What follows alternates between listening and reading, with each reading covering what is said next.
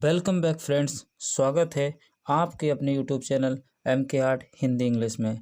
और आज हम फिर एक नई स्टोरी के साथ उपस्थित हुए हैं आपका ज्ञान बढ़ाने के लिए। यदि आप वीडियो अंत तक देख लेते हैं तो 30 से 40 आपको नए वर्ड्स सीखने को मिलेंगे। साथ में आपको ये सीखने को मिलेगा कि स्टोरी पढ़ते कैसे हैं। जिनको इंग्लिश पढ़नी नहीं आती या पढ़ने के बाद उसकी मतलब नहीं निकाल पाते, यानी हिंदी नहीं निकाल पाते, उनके लिए वीडियो बहुत ख़ास है। वीडियो अंत तक ज़रूर देखें। चलिए, आज हमारी कहानी जो है उसका शीर्षक है ए हीरो। ए माने एक, हीरो का मतलब होता है नायक, यानी एक नायक हीरो। ठीक है, तो कहानी है Swami is a 9-year-old boy. Swami is माने है, ए माने एक, 9 माने 9, ईयर का मतलब होता है साल, ओल्ड बॉय का मतलब उम्र का, यानी 9 वर्ष की उम्र का या 9 साल का लड़का है। Who lives in Malgudi village with his parents and grandmother. Who का मतलब जो, लिव्स मीन्स रहता है, इन माने में, मालगुडी में, मालगुडी विलेज, विलेज का मतलब गांव में, मालगुडी विलेज में रहता है। विद माने के साथ, हिज माने अपने, पेरेंट्स का मतलब होता है मम्मी पापा के साथ, एंड माने और, ग्रैंड मदर का मतलब होता है दादी जी के साथ, यानी मम्मी पापा और दादी जी के साथ वो रहता है। One day his mother was reading A his father was reading A newspaper. One day का मतलब एक दिन, हिज फादर यानी उनके पिताजी, वॉज माने थे, रीडिंग का मतलब पढ़ रहे थे, ए माने एक, न्यूज़पेपर का मतलब होता है अखबार, यानी उनके जो पिताजी थे वो एक दिन अखबार पढ़ रहे थे। Father, Swami listen to this. Father यानी पिताजी ने कहा, स्वामी लिसन माने सुनो, टू दिस माने यह, यानी यह सुनो। A news of a bravery of a village lad who while returning home by the jungle path. A माने एक, न्यूज का मतलब खबर, ऑफ माने का, द ब्रेवरी का मतलब बहादुरी की, ऑफ माने का की के, ए माने एक, विलेज का मतलब गांव की, यानी एक खबर है जो एक बहादुरी की है एक गांव की, यानी एक गांव में कोई बहादुरी का कार्य हुआ है, उसकी ये कहानी है। लेड, हु माने जो, यानी लेड का मतलब होता है बालक, ठीक, बालक होता है लेड का मतलब, यानी लेड यानी बालक, हु माने जो, वाइल माने जब, रिटर्निंग का मतलब वापस आ रहा था, होम का मतलब घर, यानी जब एक बालक घर आ रहा था, बाय द जंगल, जंगल के रास्ते से, bye the jungle path, path का मतलब होता है रास्ता, यानी जंगल के रास्ते से वो वापस आ रहा था। Came face to face with a tiger till some people came that way and killed the tiger. Came माने आ रहे थे, फेस टू फेस हो गया, फेस टू फेस का मतलब होता है सामना हो गया, विद माने के साथ, ए माने एक, टाइगर का मतलब बाघ के साथ, यानी उसका सामना एक बाघ के साथ हो गया। टिल माने तक, सम पीपल कुछ लोग, केम माने आए, दैट वे का मतलब उसी रास्ते से, एंड किल्ड द टाइगर, यानी जब तक लोग आए तब तक उसने एक शेर को मार दिया था।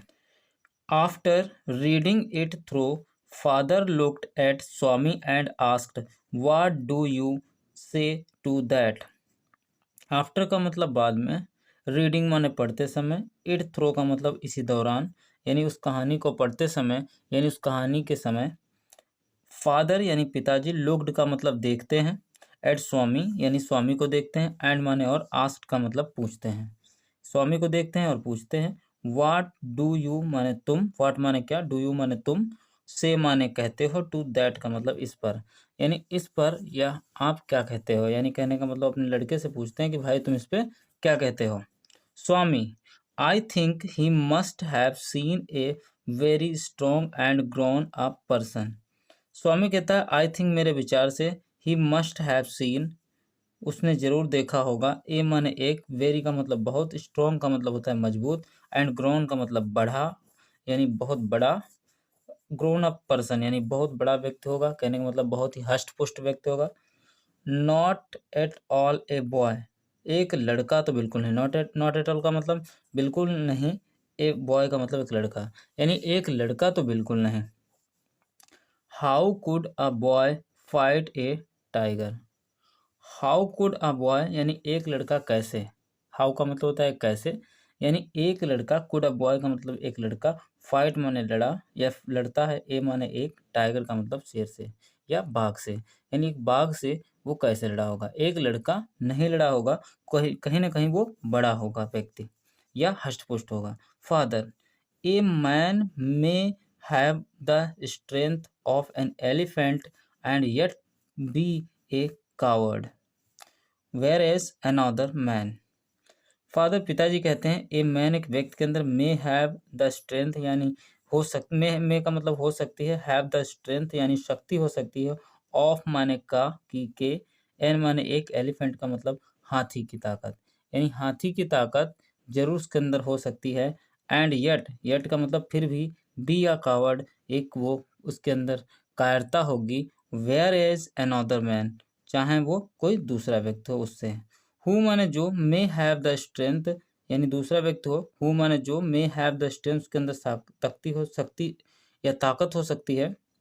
इज ट्रू एक तिनके की तरह यानी एक तिनके की तरह ताकत हो सकती है। बट हैज करेज यदि उसके पास क्या हो, करेज का मतलब साहस हो, यदि उसके पास साहस हो, कैन डू एनीथिंग वह कुछ भी कर सकता है। कैन डू एनीथिंग का मतलब वह कुछ भी कर सकता है, यानी एक व्यक्ति के अंदर चाहे हाथी जितना ताकत हो, अगर उसके अंदर क्या है, उसके अंदर कायरता है, अगर वो कायर है तो वो नहीं कर सकता। अगर कोई वेयर एज का मतलब अगर कोई अनदर पर्सन यानी दूसरा व्यक्ति हो, who may have the strength जिसके अंदर शक्ति हो कितनी, ए स्ट्रो का मतलब एक तिनके के बराबर, बट हैज करेज यदि उनके पास क्या है, साहस है, कैन डू एनीथिंग वह कुछ भी कर सकता है। आगे देखते हैं, Swami, suppose I have all the courage what can I do if a tiger attacks me.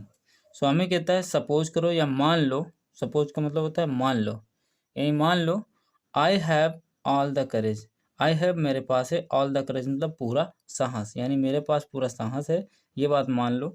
What can I do, वाट माने क्या, कैन माने सकता हूँ, आई माने डू माने, आई का मतलब मैं, डू का मतलब कर सकता हूँ, यानी मैं क्या कर सकता हूँ। इफ माने यदि, ए टाइगर एक शेर या बाघ, अटैक्स का मतलब आक्रमण कर दे, मी माने मुझ पर, यानी जब मुझ पर एक बाघ आक्रमण कर दे तो मैं क्या कर सकता हूँ। Father, let alone strength can you prove you have courage. कहते पिताजी कहते हैं, लेट अलोन स्ट्रेंथ यानी अकेले अपनी ताकत, कैन यू माने क्या तुम, प्रूव का मतलब साबित कर सकते हो, यू माने अपने आप को, यू हैव करेज यानी तुम्हारे पास क्या है, साहस है, क्या तुम्हारे पास साहस है, इस बात को तुम, अलोन का मतलब अकेले प्रूव कर सकते हो, क्या तुम अकेले प्रूव कर सकते हो। Let me see if you can sleep alone tonight in my office. Let me यानी मुझे, सी माने देखने दो, इफ का मतलब होता है यदि, यू कैन यानी तुम, कैन माने सकते हो, स्लीप का मतलब सो या तुम सो सकते हो, अलोन का मतलब अकेले, टुनाइट का मतलब आज रात्रि, यानी टुनाइट का मतलब आज रात्रि में, इन माने में, माय माने मेरे, ऑफिस का मतलब दफ्तर में, क्या तुम आज मेरे दफ्तर में अकेले सो सकते हो। Swami had always slept beside his granny which irritated his father. Swami का मतलब, स्वामी यहाँ पर जो लड़का है, हैड ऑलवेज का मतलब वो हमेशा, स्लेप्ट का मतलब सोता है, बिसाइड का मतलब के पास में, हिज माने अपनी, ग्रेनी का मतलब दादी जी के पास, यानी वो अपनी दादी जी के पास हमेशा सोता है। विच का मतलब जो कि, इरिटेट का मतलब परेशान करती हैं, हिज फादर का मतलब उसके पिताजी को, यानी वो किसको परेशान करती हैं, उसके पिताजी को परेशान करती हैं। Swami, from the first of the next month I will sleep alone father. Swami कहता है, फ्रॉम द फर्स्ट यानी फ्रॉम का मतलब से, द फर्स्ट का मतलब पहले, पहली, ऑफ द नेक्स्ट का मतलब अगले अगले महीने की, यानी अगले महीने की पहली तारीख से, आई विल मैंने, आई विल स्लीप का मतलब मैं सोऊंगा, अलोन का मतलब अकेला, फादर का मतलब पिताजी, यानी पिताजी मैं अकेला सोऊंगा अगली जो आपका महीना होगा उसकी पहली तारीख से। फादर, नो मतलब नहीं, यू मस्ट डू तुम्हें करना होगा, इट माने यह, फ्रॉम टुडे का मतलब आज से, यानी तुम्हें ये आज से ही करना होगा। In the evening Swami went to his granny and slept under his her blanket. Swami जो मतलब इन द इवनिंग का मतलब शाम को, स्वामी यानी स्वामी वेंट माने गया टू हिज ग्रेनी अपनी दादी जी के पास, एंड माने और स्लेप्ट का मतलब सो गया, under under her blanket, under का मतलब नीचे, हर ब्लैंकेट का मतलब उनके कंबल के, यानी उनके कंबल के नीचे वो सो गया। हिज फादर केम यानी उसके पिताजी आए, एंड माने और सेड माने कहा, टू हिम माने उससे, यानी उसके पिताजी ने उससे कहा, granny why do you disturb him. Granny यानी दादी जी, जो दादी हैं उनसे कहते हैं, वाई माने क्यों, डू यू माने तुम, डिस्टर्ब मतलब परेशान करती हो, हिम माने उसको, यानी तुम इसको क्यों परेशान करती हो। Father rolled his bed and took it under his arms. देखिए लिखा फादर यानी पिताजी, रोल्ड का मतलब लपेटे हुए, लपेट लिया, हिज बेड यानी अपने बिस्तर को, एंड माने और, टुक माने ले गए, इट माने या, अंडर हिज आर्म अपने हाथों में, यानी अपने हाथों में वो ले गए। Father come with me, father ने पिताजी, कम माने आओ, विद मी का मतलब मेरे साथ, यानी पिताजी कहते हैं मेरे साथ आओ। Swami let me sleep, let me sleep का मतलब मुझे सोने दो, इन द हॉल इसी मैदान हॉल में, प्लीज का मतलब कृपया, यानी इसी हॉल में मुझे सोने दो कृपया, ये कृपया मुझे इसी हॉल में सोने दो। Your office is very dusty and there may be scorpions behind your law books. Your office तुम्हारा दफ्तर, इज माने है वेरी का मतलब बहुत, डस्टी का मतलब धूल से भरा हुआ, एंड माने और, देयर में बी यानी देयर में बी का मतलब हो सकते हैं, स्कॉर्पियंस का मतलब बिच्छू, बिहाइंड का मतलब नीचे, योर लॉ बुक्स का मतलब तुम्हारी कानून की किताबों के, यानी जो तुम्हारी कानून की किताबें उस ऑफिस में रखी हैं उनके नीचे स्कॉर्पियन या बिच्छू हो सकते हैं। Father no you must learn not to be afraid of darkness. पिताजी कहते हैं नो मान नहीं, यू मस्ट का मतलब चाहिए, तुम्हें चाहिए, लर्न का मतलब सीखना, नॉट टू बी अफ्रेड का मतलब होता है डर से, मतलब डर जो है, अफ्रेड का मतलब होता है डरना, उससे आपको नहीं डरना नहीं चाहिए। ऑफ डार्कनेस का मतलब अंधेरे से, यानी अंधेरे से तो आपको अफेर्ड यानी अफ्रेड का मतलब होता है डरना, यानी आपको अंधेरे से नहीं डरना चाहिए, और हमें तुम्हें यू मस्ट लर्न यह सीखना चाहिए कि अंधेरे से आपको नहीं डरना है।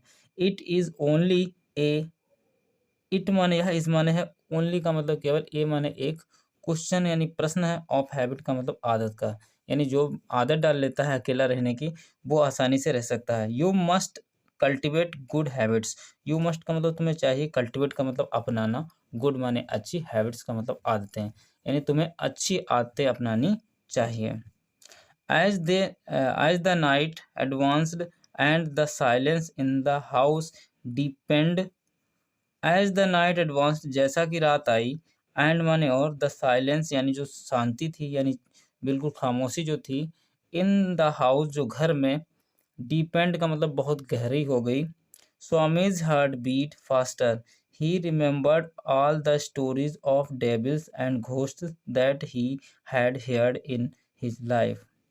स्वामी, स्वामी यानी स्वामी का, हेड का मतलब हृदय, बीट फास्ट का मतलब बहुत तेज धड़कने लगा, बीट फास्ट का मतलब बहुत तेज धड़कने लगा। ही रिमेंबर्ड उसने याद किया, ऑल द स्टोरीज सभी कहानियों को, ऑफ डेविल्स का मतलब दानवों की, एंड घोस्ट का मतलब भूतों की, दानवों और भूतों की कहानियां जो उसे मालूम थी वो उसने याद की। दैट माने कि ही हैड हियर्ड जिसने सुन रखी थी, इन हिज लाइफ अपने जीवन में, यानी अपने जीवन में जितनी भी उसने ऐसी कहानियां सुन रखी थी उसे सब याद आने लगी। He shut his eyes tightly and covered himself with his blanket under the bench.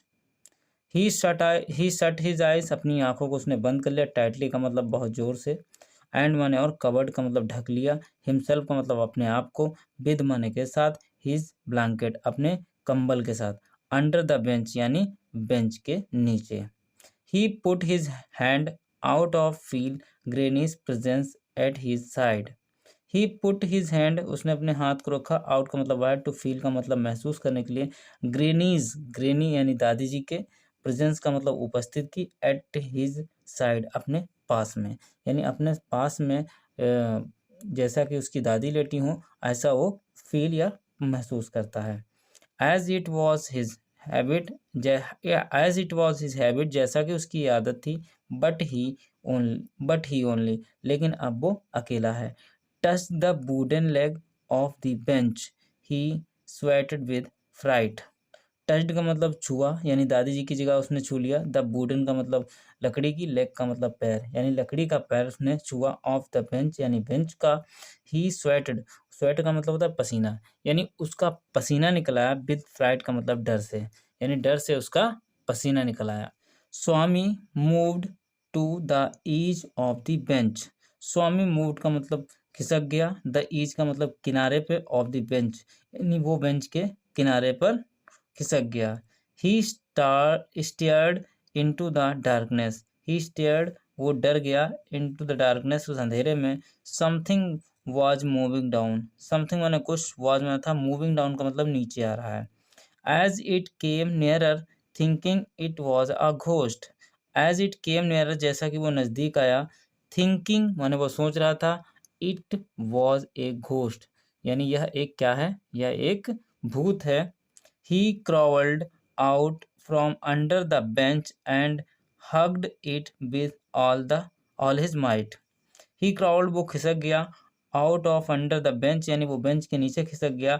and माने और hugged का मतलब पकड़ लिया। it माने इसे यानी जो कुछ भी था उसे पकड़ लिया। with माने के साथ, all his might अपनी पूरी ताकत के साथ, यानी अपनी पूरी ताकत के साथ उसने उसे पकड़ लिया। He used his teeth on it like a weapon. He used उसने उपयोग किया। हिज टीथ अपने दांतों का। ऑन इट यानी उस पर, यानी जिसे उसने पकड़ा था। लाइक माने की तरह। ए वेपन का मतलब होता है एक हथियार के रूप में।